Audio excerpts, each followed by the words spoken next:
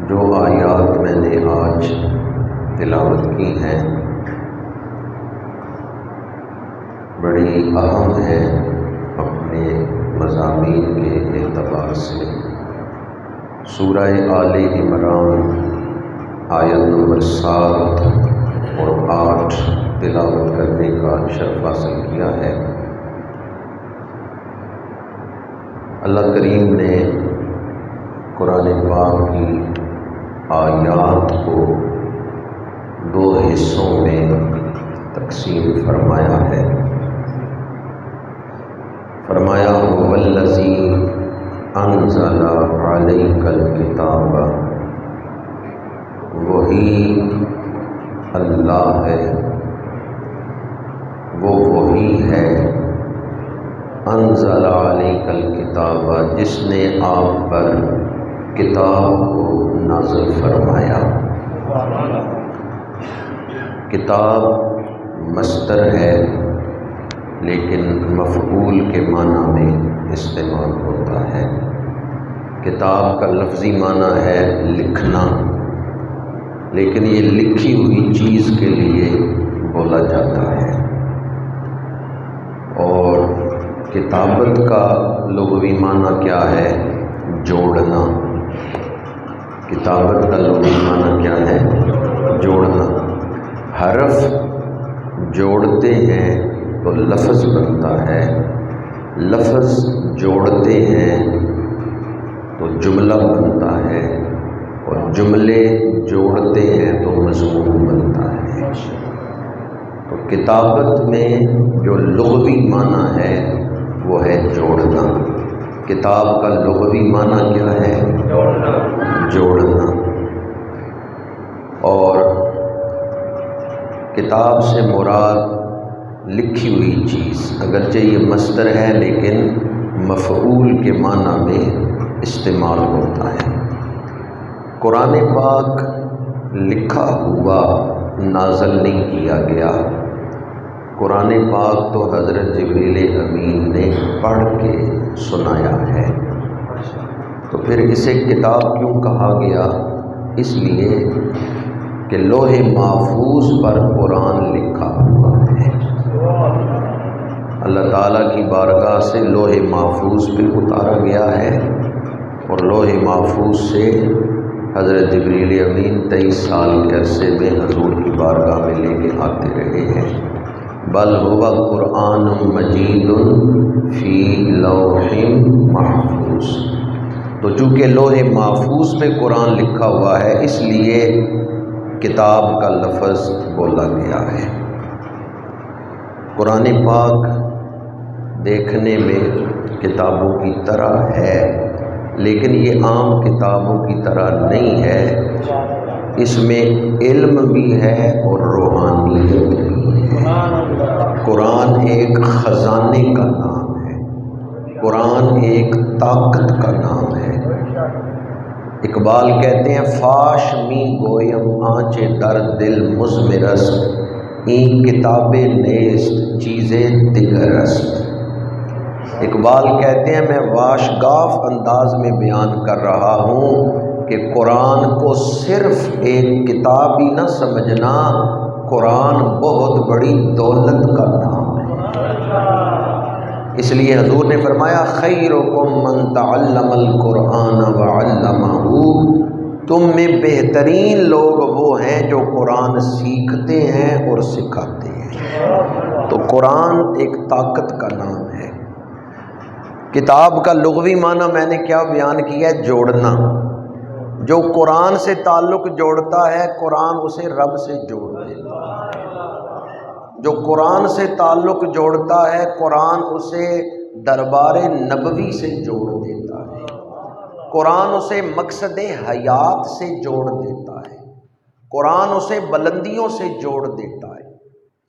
ہمیں کیوں پیدا کیا گیا اور ہمارے اندر رب نے کیا رکھا ہے، یہ سب کچھ پتہ چلے گا تو قرآن پڑھنے سے پتہ چلے گا۔ هو الذی انزل علیک الکتاب، فرمایا وہ وہی ہے، یعنی الہ وہی ہے۔ جب سورہ آل عمران شروع ہوئی تو شروع میں الف لام میم اللہ لا الہ الا ہو، تو آگے فرمایا هو الذی، اللہ وہی ہے، انزل علیک الکتاب، جس نے آپ پر کتاب نازل کی۔ اس کا مطلب ہے کہ قرآن اللہ کے وجود پر دلیل ہے، جس طرح حضور کا وجود اللہ کی ذات پر دلیل ہے، اسی طرح قرآن بھی اللہ کی ذات پر دلیل ہے۔ منہ آیات محکمات ہن ام الکتاب و اخر متشابہات۔ ترجمہ کرنے سے پہلے مسئلہ بیان کر رہا ہوں، اگر اس کی سمجھ آ گئی تو پھر ترجمہ سمجھنا آسان ہو جائے گا۔ قرآن پاک میں 3 قسم کی آیتیں ہیں۔ پہلی قسم جن کی صرف تلاوت ہے، ترجمہ نہیں۔ ہم تلاوت کرتے ہیں، ترجمہ نہیں کر سکتے۔ دوسری قسم کی آیتیں وہ ہیں تلاوت بھی ہے، ترجمہ بھی ہے، لیکن ترجمے میں معنی متعین نہیں کر سکتے، مراد اللہ پہ چھوڑتے ہیں کہ اس لفظ سے جو اللہ کی مراد ہے اس پر ہمارا ایمان ہے۔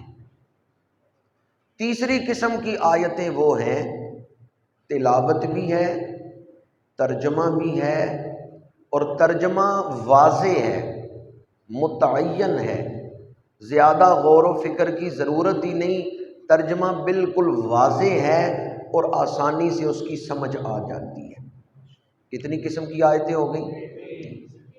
پہلی قسم کی آیتیں جن کی صرف تلاوت ہے، ترجمہ بھی نہیں ہم کر سکتے، وہ ہیں حروف مقطعات، الف لام میم، الف لام را، حا میم، یاسین۔ حقیقی معنی یا خدا جانتا ہے جس نے حروف نازل کیے ہیں، یا حضور جانتے ہیں جن کے سینے پہ یہ حروف اتارے گئے۔ ان کی تلاوت ہم کرتے ہیں، ان سے برکت حاصل ہوتی ہے، ثواب ملتا ہے، اجر ملتا ہے، اور بعض مفسرین نے معانی بیان کیے ہیں، لیکن یہ لکھا ہے کہ حقیقی معنی خدا جانتا ہے یا حضور جانتا ہے۔ یہ ہیں حروف مقطعات جن کی صرف تلاوت۔ دوسری قسم کی وہ آیات ہیں تلاوت بھی ہے، ترجمہ بھی ہے، لیکن معنی متعین نہیں۔ مثلا ید اللہ فوق ایدیہم، ان کے ہاتھوں پر اللہ کا ہاتھ، تو اب اللہ کا ہاتھ یہ ترجمہ تو ہم کر لیتے ہیں، پر ہاتھ کس طرح کا ہے اس کو نہیں بیان کر سکتے۔ اللہ کا ہاتھ ہمارے ہاتھ کی طرح نہیں ہے، کیونکہ اللہ جسمانیت سے پاک ہے۔ جسمانیت محدود ہوتی ہے اور اللہ لا محدود ہے۔ اللہ کا ہاتھ ہمارے ہاتھ کی طرح انگلیوں والا ہاتھ نہیں۔ ترجمہ ہم کرتے ہیں ید اللہ، اللہ کا ہاتھ، لیکن اس سے جو اللہ کی مراد ہے اس پر ہمارا ایمان ہے، ہم اس مراد کو بیان نہیں کر سکتے۔ آیت بھی پڑھی، ترجمہ بھی کیا، لیکن معنی متعین نہیں۔ تیسری قسم کی آیتیں محکمات، تلاوت بھی ہے، ترجمہ بھی ہے، ترجمہ واضح بھی ہے۔ اہدنا الصراط المستقیم، پروردگار سیدھے راستے کی ہدایت عطا فرما۔ اب صراط مستقیم کیا ہے؟ آگے قرآن نے خود ہی بیان کر دی ہے، صراط الذین انعمت علیہم غیر المغضوب علیہم ولا الضالین۔ تو صراط مستقیم واضح ہو گیا کہ صراط مستقیم وہ ہے جس پہ چلنے والوں پر انعام نازل کیا، اور نہ کہ غضب والے اور نہ گمراہ لوگ۔ تو کتنی قسم کی آیتیں ہیں قرآن پاک میں؟ 3 قسم۔ عقیدہ، یہ جو تیسری قسم کی آیات ہے نا، ان سے ثابت ہوتا ہے۔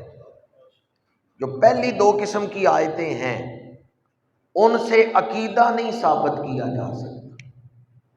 مسئلہ آپ کو سمجھ آئے؟ یہ بات اس لیے بیان کر رہا ہوں کہ آج کل بہت سارے لوگ ایسے ہیں وہ متشابہ آیت پڑھ کے عقیدہ ثابت کر رہے ہوتے ہیں، جبکہ عقیدہ متشابہ آیت سے نہیں ثابت ہوتا، محکم سے ثابت ہوتا ہے، جس کی تلاوت بھی ہے، ترجمہ بھی ہے، اور ترجمہ واضح بھی ہے۔ محکمات، جس کی تلاوت ہے، ترجمہ ہے، لیکن ترجمہ متعین نہیں، وہ ہے متشابہات۔